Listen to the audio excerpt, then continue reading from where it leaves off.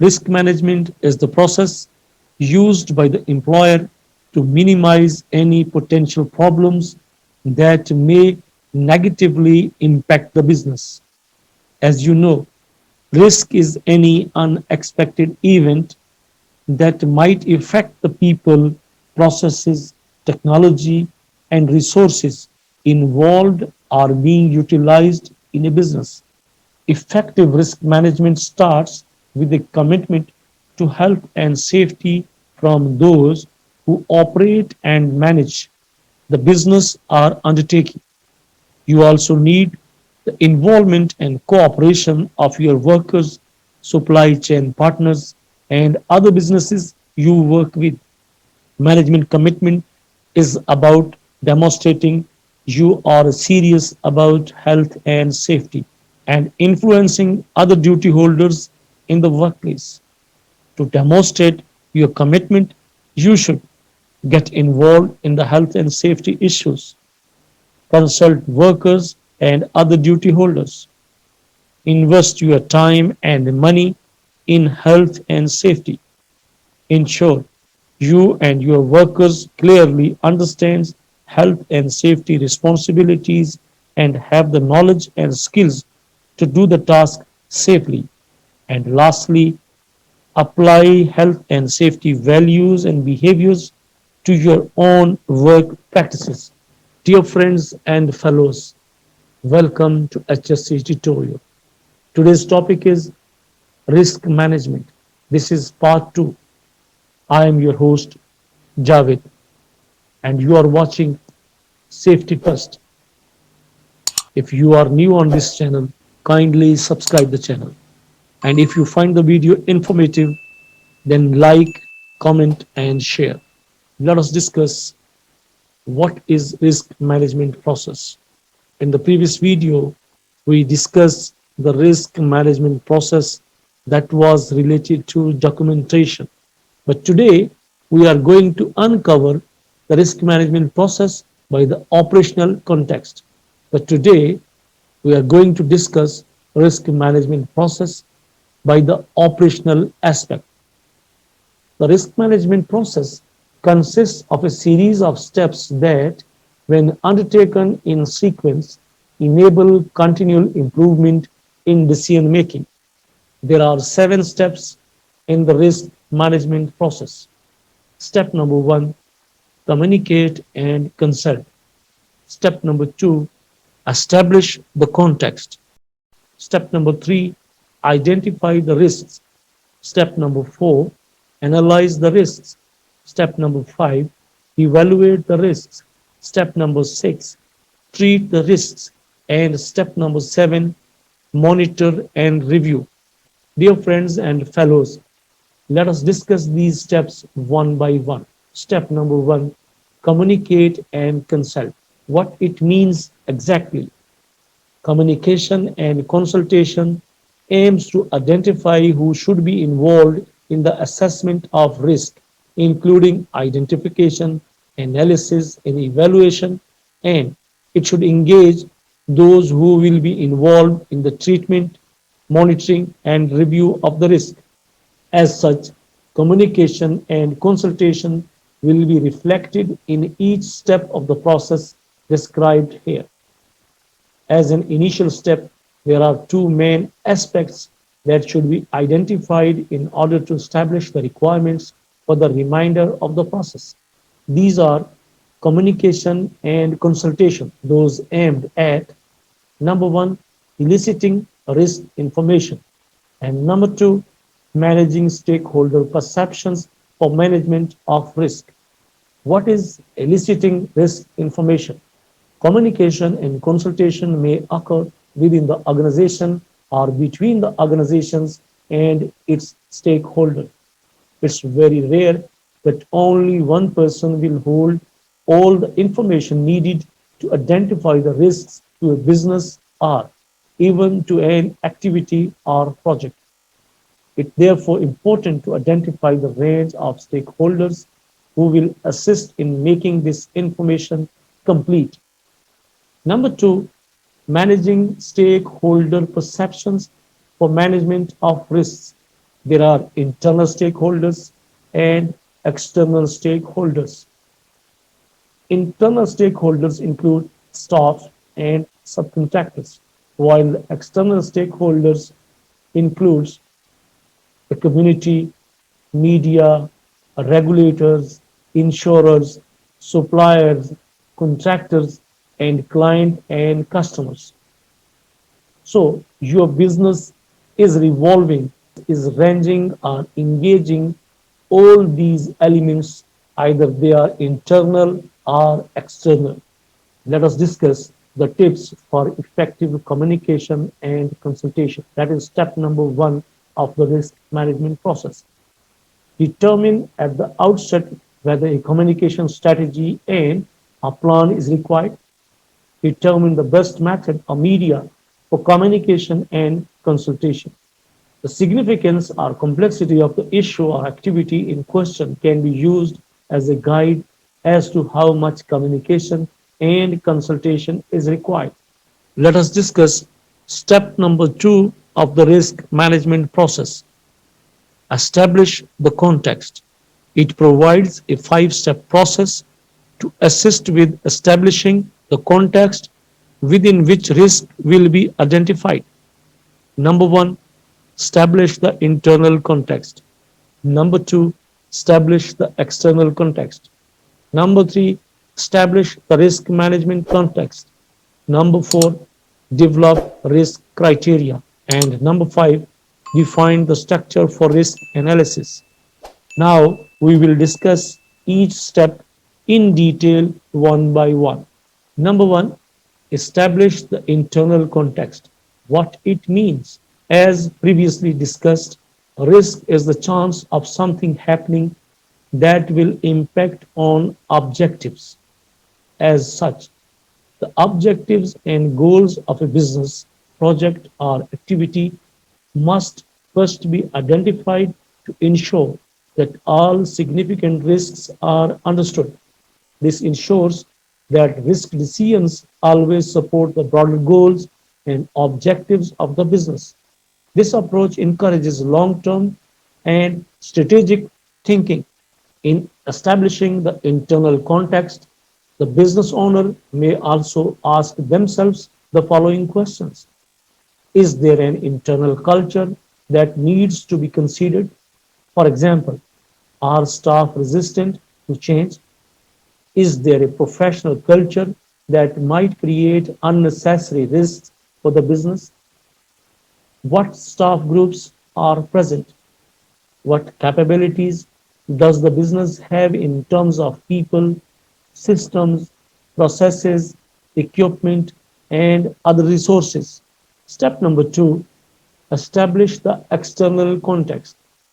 This step defines the overall environment in which a business operates and includes an understanding of the client's or customer perceptions of the business. An analysis of these factors will identify the strengths, weaknesses, opportunities, and threats to the business in the external environment. A business owner may ask the following question when determining the external context. What regulations and legislation must be business comply with? Are there any other requirements the business needs to comply with? What is the market within which the business operates? Who are the competitors? Are there any social, cultural, or political issues that need to be considered? So these are the questions that a business owner needs to ask himself while he is going to determine the external context of risk management process. Let us discuss the tips for establishing internal and external context. Determine the significance of the activity in achieving the organization's goal and objectives. Define the operating environment. Identify internal and external stakeholders and determine their involvement in the risk management process. Step number three, establish the risk management context. Before beginning the risk identification exercise, it is important to define the limits, objectives, and scope of the activity or issue under examination. For example, in conducting a risk analysis for a new project, such as the introduction of a new piece of equipment or a new product line, it is important to clearly identify the parameters for this activity to ensure that all significant risks are identified. Let us discuss the tips for establishing the risk management context. Third step, define the objectives of the activity, task, or function. Identify any legislation, regulations, policies, standards, and operating procedures that need to be complied with. Decide on the depth of analysis required and allocate resources accordingly. And decide what the output of the process will be. For example, a risk assessment, job safety analysis, or a board presentation. The output will determine the most appropriate structure and type of documentation. Step number 4, develop risk criteria. Risk criteria allow business to clearly define unacceptable levels of risk. Conversely, risk criteria may include the acceptable level of risk for a specific activity or event. In this step, the risk criteria may be broadly defined and then further refined later in the risk management process. Let us discuss what are the tips required for developing risk criteria. Decide or define the acceptable level of risk for each activity. Determine what is unacceptable. Clearly identify who is responsible for accepting risk and at what level. Step number 5, define the structure for risk analysis. Isolate the categories of risk that you want to manage. This will provide greater depth and accuracy in identifying significant risks. The chosen structure for risk analysis will depend upon the type of activity or issue, its complexity, and the context of the risks. Dear friends and fellows, you are watching Safety First. Today's topic is risk management process. This is part 2. We are at step number 3. Identify the risks. Risk cannot be managed unless it is first identified. Once the context of the business has been defined, the next step is to utilize the information to identify as many risks as possible. The aim of risk identification is to identify possible risks that may affect either negatively or positively the objectives of the business and the activity under analysis. Answering the following questions identifies the risk. What can happen? How can it happen? Why could it happen? There are two main ways to identify risk. Number 1, identifying retrospective risk. Retrospective risks are those that have previously occurred, such as incidents or accidents. Retrospective risk identification is often the most common way to identify risk and the easiest. It's easier to believe something if it has happened before. It is also easier to quantify its impact and to see the damage. Dear friends and fellows, there are many resources of information about retrospective risk. These include hazard or incident logs or registers, audit reports, customer complaints, accreditation documents and reports, past staff or client surveys, and newspapers or professional media such as journals or websites. Number 2, identify prospective risk. Prospective risks are often harder to identify. These are things that have not yet happened, but might happen sometime in the future. Identification should include all risks, whether or not they are currently being managed. The rationale here is to record all significant risks and monitor or review the effectiveness of their control.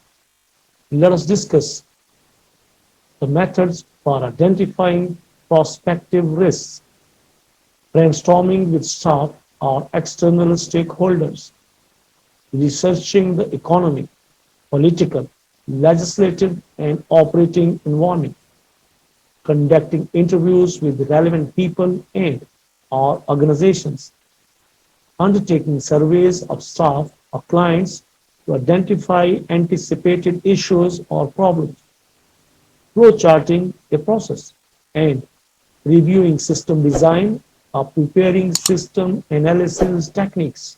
What are the tips required for effective risk identification? Select a risk identification methodology appropriate to the type of risk and the nature of the activity.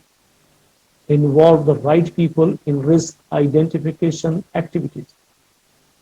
Take a life cycle approach to risk identification and determine how risks change and evolve throughout this cycle.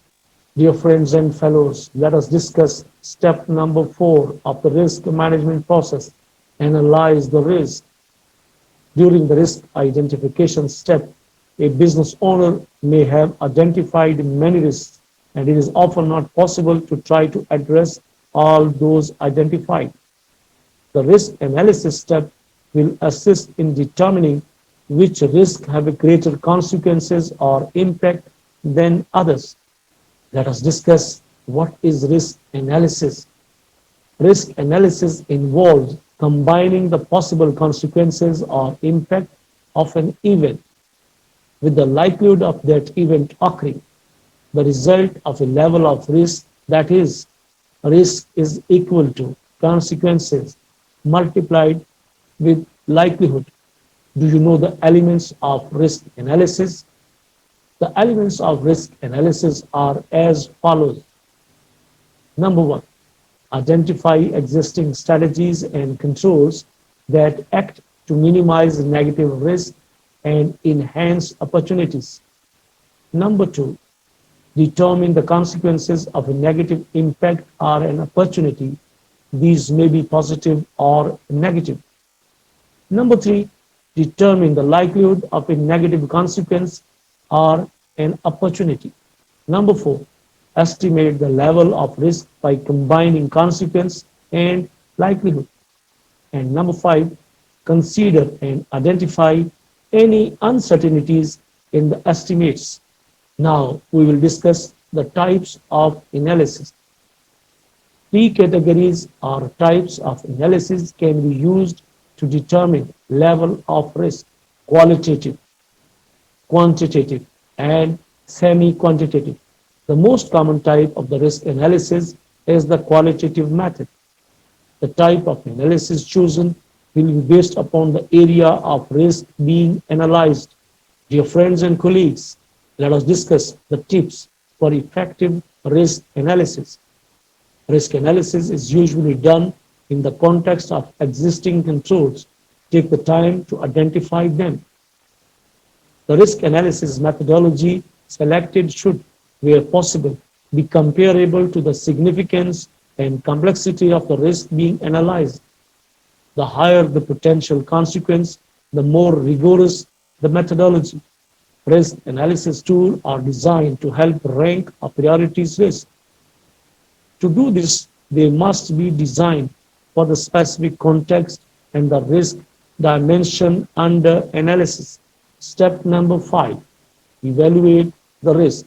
Risk evaluation involves comparing the level of risk found during the analysis process with the previously established risk criteria and deciding whether these risks require treatment. The result of a risk evaluation is a prioritized list of risks that require further action. This step is about deciding whether risks are acceptable or need treatment. What is the meaning of risk acceptance? A risk may be accepted for the following reasons.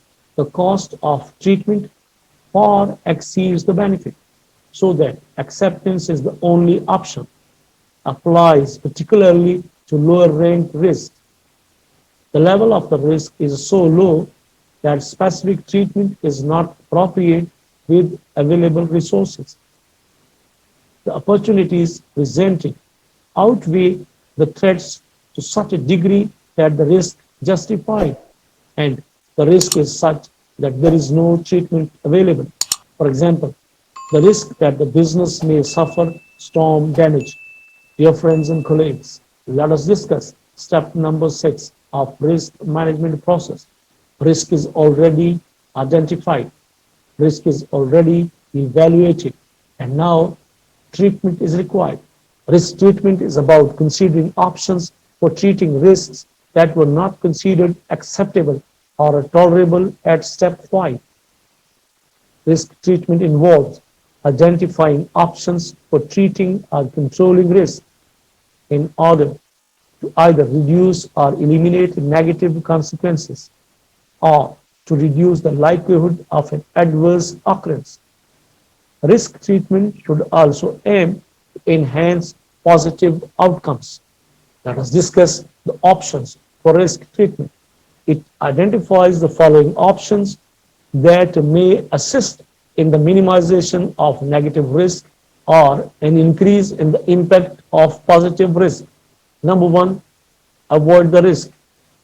Number two, change the likelihood of the occurrence. Number three, change the consequences. And number four, share the risk. And number five, retain the risk. This is the most critical and crucial stage for a risk manager or for the HSC department. Let us discuss the tips for implementing risk treatment. The key to managing risk is in implementing effective treatment options. When implementing the risk treatment plan, ensure that adequate resources are available and define a time frame, responsibilities, and a method for monitoring progress against the plan. Physically check that the treatment implemented reduces the residual risk level. In order of priority, undertake remedial measures to reduce the risk. Step number 7 in the risk management process, monitor and review. Monitor and review is an essential and integral part in the risk management process. A business owner must monitor risks and review the effectiveness of the treatment plan, strategies, and management system that have been set up to effectively manage risk. Risks need to be monitored periodically to ensure changing circumstances don't alter the risk priorities. Very few risks will remain static. Therefore, the risk management process needs to be regularly repeated so that new risks are captured in the process and effectively managed. A risk management plan at a business level should be reviewed at least on an annual basis. An effective way to ensure that this occurs is to combine risk planning or risk review with annual business planning. Dear friends and colleagues, let us discuss risk management strategy. In short, in the world of risk management, there are four main strategies: avoid it, reduce it, transfer it, or accept it. Video is already too long. I will highlight these strategies maybe in another HSC tutorial if you will show your interest. And that's it. Training session part 2 of risk management process is over now. If you have any question, please ask in the comment section down below. Thanks for watching, and don't forget to like, comment, and share the video. Hope to see you soon with a new HSC tutorial. Till then, take care, good luck, and Allah Hafiz.